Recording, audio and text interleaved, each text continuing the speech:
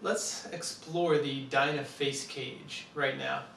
The interesting thing about this face cage is that it can fit three basic brands of helmet. It can fit the Dyna, the Viper, or the Rival. Now this is because each of those three brands have the same general construction and hole alignment. That turns out to be really key when you're talking about face plates, cages, plastic shields, things of that nature. So this cage is actually very interesting. So when you first get it, you're going to notice that it's a touch different than a lot of the other ones. Most noticeably, with this cage, each of the straps has a very noticeable additional piece of velcro attached to it. Now what you can do is you can actually take that chunk off, and on the back of it is a piece of white paper, and that covers up a sticky backside. Now with what you can do is you can place this small piece of velcro anywhere you want on the helmet and use that to strap it in. And what I'd like to do is show you where to use those, where not to use those, where it's optional, and how to get this going.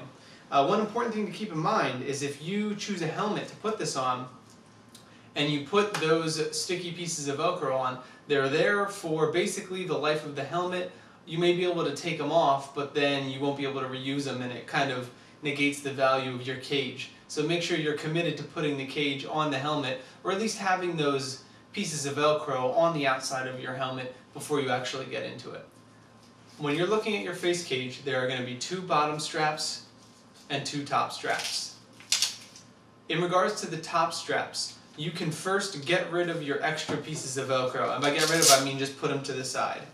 To properly put this helmet on, you're actually not going to need those. Those are optional. So let's take the first step of putting this on a helmet. I have Dyna here and Viper here. So let's use the Viper. So I have my Viper headgear just like this. What I'm going to do is along the sides, I'm going to be placing the cage flush in front of the ear side. Okay? So it's not going to overlap that extra padding that goes on the ear. It's going to be just in front of it, and it's going to fit snugly there.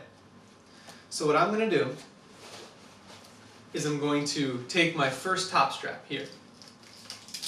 And you'll notice there are two holes along the side, one higher and one lower.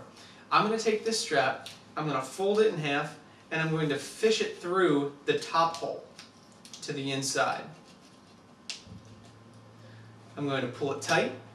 Then I'm going to fish it back up through that bottom hole. And here's an important part. After I fish it up through, I want it to appear on the inside of the cage, not on the outside of the cage. After I bring it up through, I'm going to pull it tight and secure it to the velcro. So that's one loop. And then we look at the other side. Now we're pretty good to go so far. This is where things get interesting. The two bottom straps can, or optionally cannot, involve those extra pieces of velcro. So first let's do it with the pieces of velcro. Now, to put this on properly, where they recommend you put that extra piece is all the way on the back behind that extra ear foam. So let's do that. Let's take the first piece off. Let's take off our sticky backing. Place that right near the edge and the bottom of the headgear, like so. Now you're going to want to hold it on. Let's hold it tight for about 15-20 seconds, maybe 30 at the most. Now that we've held it on for a while, we can actually secure the strap to it. So we're going to make sure that the cage stays in front of the ear, and we're going to pull it tight and secure it to that piece of velcro. So what that'll do is it'll form a nice tight fit here like this. Now let's look at the other side. There we go. And we're really ready to go now. The face cage is going to be securely on. Now I would let the extra foam pieces, velcro pieces, sit for a while before you actually spar with this one. Now let me show you the alternative to using any velcro pieces at all. So we saw the top. But if we look at the bottom, what we can do is we can actually fish it through the lowermost ear hole, pull it tight, and bring it back out the other side, up and around, just like that. And now what might happen is you might feel that up against your face a little bit, which in time might cause a little chafing. But if for some reason you need to put this cage on a different helmet, you do have that ability.